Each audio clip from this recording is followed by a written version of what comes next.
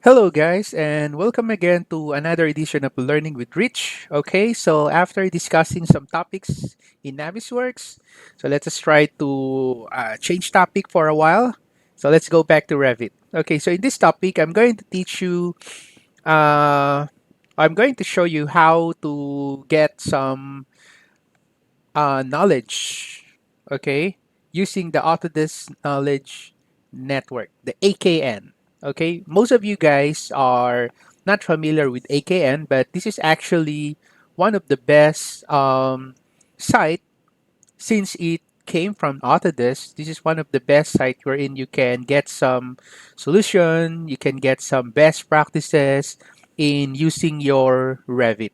Okay, so before you actually go to the Autodesk technical support, create case with them, it would be better to go first to the Autodesk Knowledge Network. Okay, of course, it would be better also you go to my channel and then fire up all the questions that you have in your mind. And I'll try to answer those questions once I get time. Okay, but most of the time, those questions I think that you are going to ask, it's already in the Autodesk Knowledge Network. So, where's that? So, let's go ahead. So, this is the one that I'm talking about. This is the Autodesk Knowledge Network. So, this is actually the homepage of the Autodesk Knowledge Network. So, let me just close this one first. So, we are talking about Revit products. You can actually click this drop down arrow here. You can see the software that the Autodesk offer. If you click this one, you can actually get some download product here. You can actually install account management, blogs, forums, blah, blah, blah. This is actually one of the best site that you can have if you are looking for an answer, if you are looking for solution, if you're looking for a best practices in using any Autodesk product. So in our case, Revit. Okay, so that is actually what we're gonna do. So here in Revit products, so let's say I want to know what is the best practice in modeling, Revit modeling best practices. So you can just key in it here. Okay, so best practice. Okay, model. Enter, or just click the search here. All right, so we just need to look for the one that you want. Let's say, for example, this one. So best practices for modeling in Revit. So let us try to discuss this practices. Okay, the first one here is, this is actually applicable in all the Revit versions. Okay, so they just need to update this one because I think this one is until 2015. So they just need to update this one. All right. Anyway, the first one here is the best. One of the best practices for modeling in Revit is try to limit the use of joining geometry. All right. So where is that? So let's say, hey, where is the how to join geometry? I'm just a newbie. I want to know what does that mean. All right. Joining geometry. This is how it looks like. So let me just go back to my Revit. Okay, let me just create a new project using an architectural template or whatever template that you have to create the project. So let me just select this one to create the project. Okay, joining, this is actually what we use if, yeah, well, if you want to join a geometry. You can actually find it here from the modify. You can see from the geometry here, you can see there the join, right? So you can see the join geometry and join geometry, switch join order, okay? So join geometry, it creates clean joins between two or more host elements that share a common face, such as walls and floors. Okay, let's try to do that. So if you have a floor, let's say I create a floor. Where's the floor? This is the floor. I create this one. Okay, I create this one using the rectangle tool. All right, this is my floor. I select check. Okay, so this is now the floor. And then let's say, for example, I want to create another floor. Okay, going to create another floor. All right. And then I select check here. All right. So they are overlapping, right? So as you can see from the warning here, overlapping. So I'll just close this one. It's okay. Now it looks untidy, right? Sometimes if you are new in Revit, there are instances that you model your your design like this. There are some overlapping with the floor and wall, floor against floor. They are overlapping. So you want to make it look clean, look tidy up. So usually what we do is we join it. So from the modify, you can select here the join. You can click this, join, and then this one. So then you will be joining, right? But actually, this is not a good practice.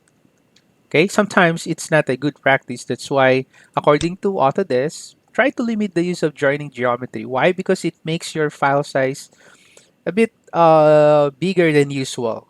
Okay, so like for example here in our floor here. So instead of doing like this, why not just create a floor using the line tool, right? Using the line tool, you can create like this, right? Just make sure the chain is checked here so that you'll be able to create your lines continuously, okay? And then you just finish. That's it. Okay, so instead of doing like this, joining, so you just create it as a one. Okay, so that's the first good practice. Try to limit the use of joining geometry. Even in creating family, there are instances that you want to join a geometry in family. Okay, I would advise you not to do that because it will make your family the file size becomes big than usual. All right. Another thing is do not over constrain objects. So try to keep constraints to a minimum. This will help can't keep joint errors to a minimum when moving objects. So there are instances that you are receiving this error. Okay. Because why? Your object is too constrained. Okay. So this may also help prevent work set ownership issues where a user may unknowingly take editability for an object. So what does over constraint means? So one good example is that, say for example, I create a wall here. Okay, my laptop is a bit slow. Okay, can anyone please sponsor a laptop for me? No, just kidding. Because my laptop is actually slow now. It's my laptop has been serving me for already 2 years, so I just need to have an upgrade. So if you want to donate, okay, so fine. You just PM me. All right. Okay, so what does over constrain or constrain mean? So by the way, how do you constrain? So if you want to constrain your object, let's say for example the distance, so you can click that. Okay, one, two, three, four, click. Okay. Okay, in this case, our walls are not constrained. Okay. If I select modify here, you can easily move this, right? Okay, you can easily move it. But if you're going to click the dimension here, you will notice there are padlocks, right? So there are padlocks. So this is actually one way of constraining your object, or this is how you constrain your object. So you lock it. Let's say, oh, I want the distance of this wall to this wall to remain 3,600. So to do that, so you need to click the padlock here. Okay. So you will notice if I'm going to drag this one will follow. Okay, with the fixed distance of 3,600. You see how I'm going to drag this. See, right? These two is constrained to each other. Okay, if I try to drag this one, so you will notice this one is constrained to 3,600. So this is one way, or this is the way to constrain your object. Okay, by putting dimensions and locking it. Okay, in family, not all the time you create the family, you need to lock your object because sometimes that leads to error of the family when you try to change the parameter. Okay, so that's why this is one best practice. Okay, try not to over constrain objects. Okay, I'm sorry on how I speak English because English is not my native language. All right, so just try to understand me. Okay, all right. So what else? Minimize view depth. So if possible, in elevation, plan, and section views. In addition, use section boxes when working with 3D views. Okay, so if you do not need to see all the elements, like for example, you are on the second floor, there are instances that you want to see the objects below, right? Below the second floor. Okay, so what you can do is you can modify the view depth so that you can also see the elements below the second floor. But as much as possible, if you don't need to see those elements below the particular second floor, for example, try to minimize the depth. No need for you to show all the elements in the view by modifying the view depth. Where's this actually? Where's the, how do you change the view depth? So if going back again to my Revit, so if I, anyway, I can see the objects here, but it's okay. Now, how to change the view depth? Okay, let's say, for example, you want to see the elements below. So to change the view depth, you can actually go to the properties here, and then no need to select any object. Just go to the properties, and then you can see here the view range. You just need to click edit here. So this is what I'm talking about, view depth. Okay. If you want to see the objects above, for example, level 2, you can change this. Okay, you can change this one. Or let's say, for example, you want to see the objects below, so just change this one, or you can actually add an offset distance. So from level 2, you want to go down, you want to see elements below, let's say 1000 millimeters below, so you can change this to minus 1000. Okay, so this is actually how you change the view depth, so you can get it from the view range. I believe I have a topic on view range, so you just check out the topic. All right. Right, so that's one good practice. Okay, so minimize the view depth if possible in all plan views or in all views, elevation, plan, or section. Okay, what else? Use section box when working in 3D views. Okay, section box. Where is the section box? I'm new in Revit. I don't know the section box. So where is that? Okay, so in the Revit, I go to the 3D view. So this is how it looks like. So where's section box? Section box can be found again from the properties section box. You just need to check that one, and there you go. You will now see the section box. So in 3D view, in case you want to show something to your client and it doesn't require for you to show the whole model, so no need to show the practically the whole model, so you can actually use this section box. You can click the section box and then you can crop the model, right? You can crop it, okay, to minimize your view. Okay, in case, let's say for example, oh, why is it like that? Even if I have checked the section box, it is not showing in my view. Okay, there are some instances that your section box is hidden from your annotation categories. Okay, you can type VV and then go to the annotation categories, and then you can check out here the section box. Where are you? Okay, you can uncheck or uncheck, check or uncheck, and then okay. So you will notice, even if you have checked it here, sometimes, hey, where's my section box? Okay, so for you to be able to show that, so you just need to check it again from the visibility graphics on the right. Or you can also check this one, reveal hidden elements. If you click that, it will show you hidden elements. Any colored red or maroon elements that you can see in the reveal hidden elements window, those are actually hidden elements, like our section box. You see the color of our section box, it's colored red, right? Or maroon. So meaning this element is hidden in this view.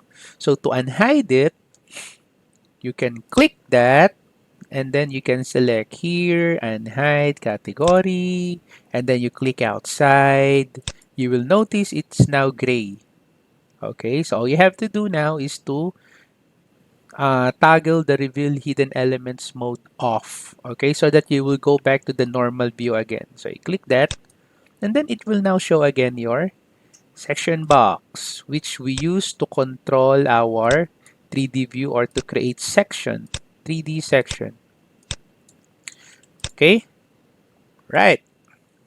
What else? All right, so Groups are heavier than families, so you can use an array to copy and associate objects together. However, after the array is complete, you can ungroup the arrayed objects to increase performance by removing the parametric associations of the copied objects. You can also clear the copy and associate checkbox when creating the array. Okay, so groups is not a very good option, although it helps sometimes, but most of the times, if you group an objects, your file size will becomes quite big. Okay? So where is this group? I'm a newbie in Revit. I don't know how to group an object. Okay? Let me go back again to my Revit. Okay, let me go to my first floor. Okay, so let's say for example, okay, so I'll just create a wall here. Okay, I just create a wall. Create a wall. I'll just follow my floor here. Okay, whatever wall is that. Okay, so let's say for example, I'm going to insert some component. Okay, do we have a table here? All right, this one. So I just select the table. I have table here. Okay, you will notice if I select this one, if I copy, okay, this is one way of grouping. Okay, I'm going to copy this first. Pick one. Oops. Copy. Make sure multiple is checked. Pick the base point.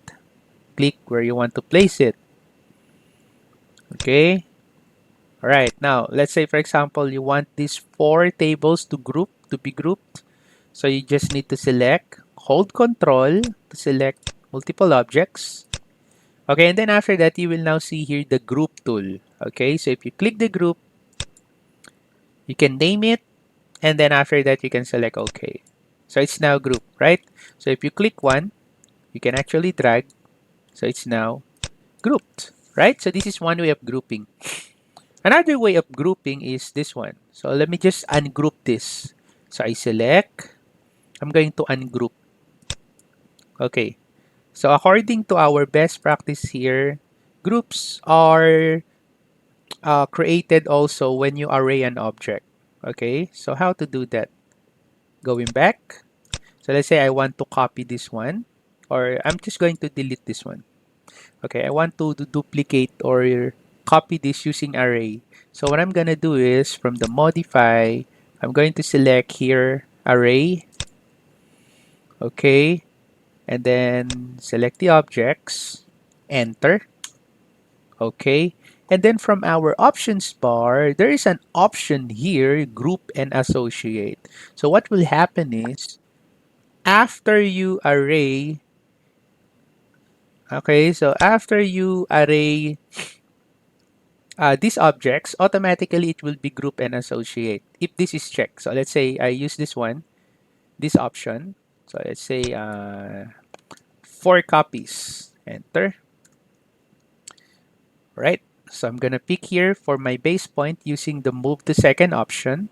I pick here, and then I'm going to pick here.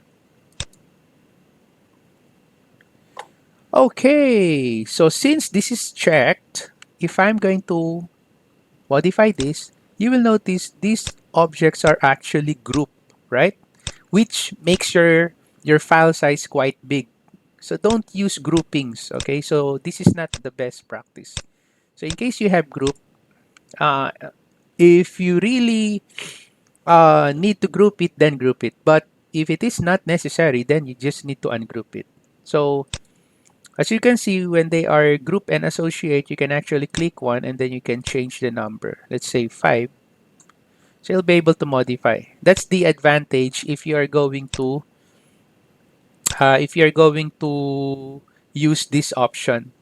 Okay, but in case you it doesn't necessary to group your objects, so I think it would be better when you array uncheck that option. Okay, or since you already created your array and they are already in group, okay, you can select that and then again you can ungroup it. Anyway, it's up to you. All right, it's up to your design. Okay, it's up to you. So if you want to group your objects, then fine. but what I'm saying is that it somehow adds file size to your model. Okay, so somehow it makes your model kind of slow. So if it is not necessary to group your object, then don't group it. Okay, what else? Close unnecessary windows. So if you have multiple windows that is open, so just close it. When working with the 3D view, most of the file is placed into RAM. So it is also strongly recommended that you close these views when saving to a central file because these views are regenerated as part of the process. So it is best to save a 3D view with minimal visibility and then copy it to create new views faster. Okay, so close unnecessary windows. So sometimes there's some users, most of the time they open a lot of views, they open additional views, okay, and then they are opening additional windows. So don't do that. As much as possible, close unnecessary windows and avoid opening additional views. So in case you already open an multiple views, like for example I open the 3D, I open level 2. If I'm gonna open this one or click this one, it will show me a lot of views open already, right? Somehow, these two views here affects again the performance in Revit. So it would be better if you're not going to use this view to close it. You see this one, close hidden windows. So this will actually helps you to close all the hidden windows that you do not need. Okay, just click that one. All right, and then if you click this, no more views aside from your current view. Okay, okay, so that's one good practice. So close unnecessary windows and avoid opening additional windows if you don't need it.